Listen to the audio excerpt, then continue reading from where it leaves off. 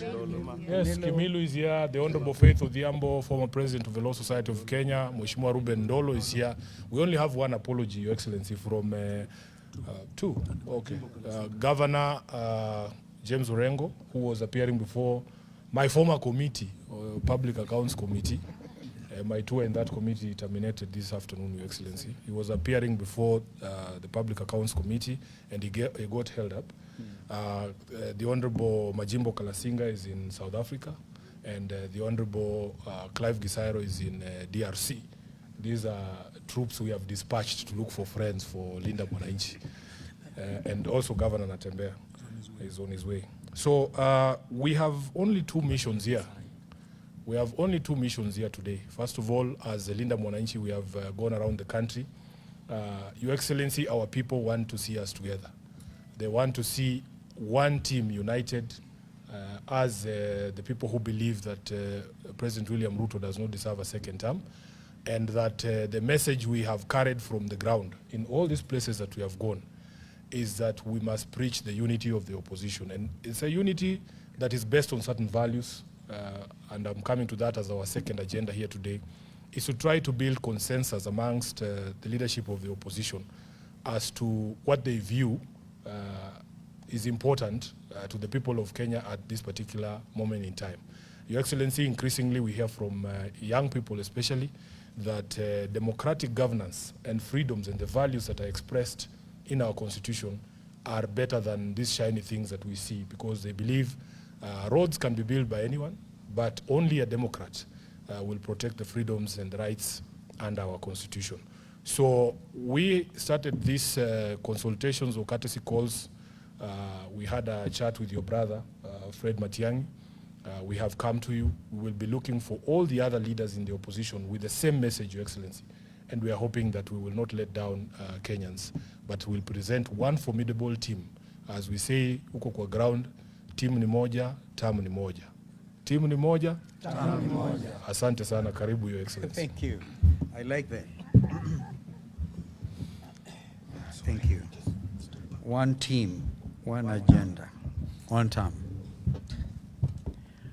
Well, to our brothers and sisters in Linda Mwananchi, as I told you, under the tent, very historic tent out there, and we had consultations, and I remember what you said, Edwin, that under that tent, we have lost some colleagues to death and others to greed.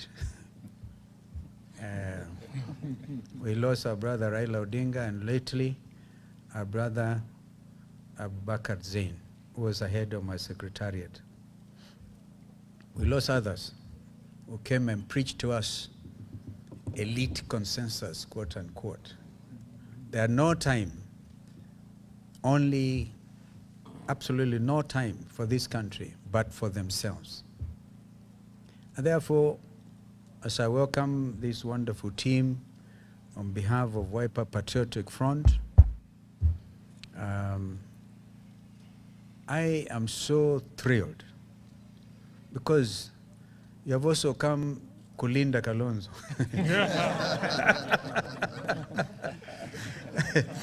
Because I'm under attack, a terrible attack, that I met William Ruto yesterday, even this morning. I'm supposed to be joining him for 7 o'clock presser. Understand you'll be asked the question, are you talking to the opposition? That's the reason he has called for this press conference. So that we are talking to all of them, including Kalonzo. Umekuja kunilinda kweli. Kulinda hilo jina ambalo kwa uwezo wake Mwenyezi Mungu nimejaribu sana kulilinda. Wakati wa kulinda katiba, kulinda utu wetu kama wananchi, the right to a free democratic society is clearly enshrined in our Constitution 2010. It's a document that has enabled even you, Linda Mwananchi, to get to where you are. The right to assemble, the right to go for the highest office in the land. And so We know that my younger brother here, Edwin, is running for president. Yes. I can tell you that on the 10th of October last year, I forgot to bring that declaration of intent, which was given by WPF, that I, as we speak to you, I'm their presidential candidate. I'm sure you know Ndugu wa Munyoro is a presidential candidate for DCP. I'm sure you know that my brother Eugene Wamalwa is a presidential candidate for DAP. I'm sure you know when we went for PLP, our sister, my twin sister, Mother Karua, is a presidential candidate for PLP. Tumeenda kuwinda. Ukiwinda, hamwezi kupitia njia moja kama ni adui sampli hii ya William Ruto. Napitia routine na ile ingine. But we want to assure Kenyans that we are going to unite. We have no option. All of us who love this country so dearly, who have sacrificed so much that this country can be a true democracy, not a dictatorship, not a kleptocracy, not a gangster regime, not a gangsterism, which is what it is today. So I want to tell Mr. William Ruto, please stop. Stop imagining that one Stephen Kalonzo Musyoka can ever join you. We'll meet at the ballot. We will have that conversation at the ballot on the 10th of August next year, God willing. Correct. We pray to God that He gives you good health. He gives us good health. Tukutane pale so we can now consolidate our democracy. Amen. And do away with this pretense. The people of Akalao are an amazing lot of people. They have actually brought, in addition to the Gen Zs, the people of Akalao are amazing people. They have shown that the right to development is a basic right. The right to get those roads and all those other things is their right. But they will write, they will vote, and there's such a determination. I think we have a 2002 moment. I remember that time, any of us trying to look backwards, wananchi walikuwa wanamwangalia kabisa. Yeyote yule ambaye atathubutu kuharibu hisia na matarajio ya watu wetu wa Kenya, atajipata kwingine kubaya sana. So I want to conclude by wishing Linda Mwananchi well. Thank you, sir. We are waiting for you. Thank you, sir. On Monday, I am the party leader of Azimio La Umoja One Kenya. Once you have sorted out your the registration details, and by the way, the Honorable Karoli Omondi is a Secretary General. I'm the party leader. We have a meeting on Monday. The council, which is chaired by President Uhuru Kenyatta, and the executive, which I chair also as party leader. We have almost clearly visualized the way forward, but we continue to share that with you. But in the meantime, fight hard. Don't relent. I gave you some of the foot soldiers. I gave you Patrick Makau, member for Mavoko. I gave you kijana yangu, Deputy Secretary General, Mwashako, because you wanted, you complained that watu walikuwa naangalia sura za nyinyi, unaona wanaume wenye nyuso dark. You wanted that tighter face. Kijana mwembamba, Mheshimiwa Kimilu, member for Kaiti. And I think that this is the spirit of freedom. We come along with Senator Richard Onyonka, Senator Khalwale, kijana Kibagedi, kijana yangu, over time. But of course now we are trying to do something. Okili Njiru Ndegwa, Senator Wambua, of course, is the only one remaining. I was tempted to tell him. Sorry. Some water maybe.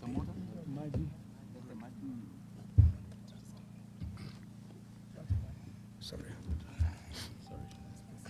Let's to calm down. Iko sawa? mata yamekuwa mengi na mazuri, lakini I want some water. I was telling Senator Wambua to think in terms of standing in solidarity with his colleagues in the Senate. Because I wrote a letter to Speaker Amason Kingi as a party leader of Azimio, kusema we have not, because the way they rushed these changes to remove Edwin Sifuna as a minority deputy whip, not even the whip, was just simple, unfortunate conspiracy. And so there's no point, there's really no point of belaboring this point. We will be making those announcements, I repeat, and you have declared yourselves the guarantors of our unity. If I hear that Edwin umekutana na Ruto, utakuisha kabisa. If my brother Rigiji ajaribu kamwe, because they are sending all kinds of emissaries, ajaribu kusema, akutane na Ruto, that will be the end of it. Remember the story in the Bible of Lot's wife? Yeah? You look back, anybody looking back will be a betrayer of national consciousness. Thank you. So I just wondered, I think there's something I may have wondered today, but I think what we do is you continue. As I said, my other colleagues, JB Muturi, I hope you reach out to him. I'm sure you reach out to Martha, you reached out to Fred, reach out to everybody, to Amunyoro. Yeah, to Amunyoro, and so that we, at the end of the day, remember in 3 days' time, today is the 30th day of July, 2026. Tomorrow is the 31st. We enter the election year in August. These elections, the date for the same is clearly written in the Constitution. It shall be the second Tuesday of the month of August. And if you do your calculations, it is the 10th of August, 2027. Next year. So we have no time. And this is why Bwana Ruto has panicked together with his team. I was in Zanzibar, just for full disclosure, after having breakfast meeting with the editors. You may have seen that on Tuesday morning at the Stanley. I took off for Zanzibar, and yesterday I took a boat, a nice boat from Zanzibar to Dar es Salaam. I was leaving Dar es Salaam this morning at 5. So just ask yourself, unless Ruto and his bloggers, na nikaona watu wamepata wasiwasi sana. I want to assure all our supporters, all the citizens of this country, if I'll be the last man to drive Ruto out, I will. Thank you. One term.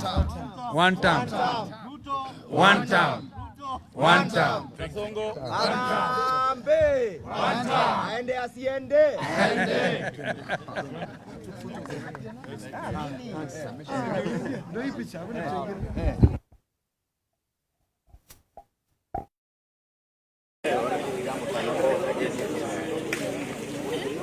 My driver has left me. Governor.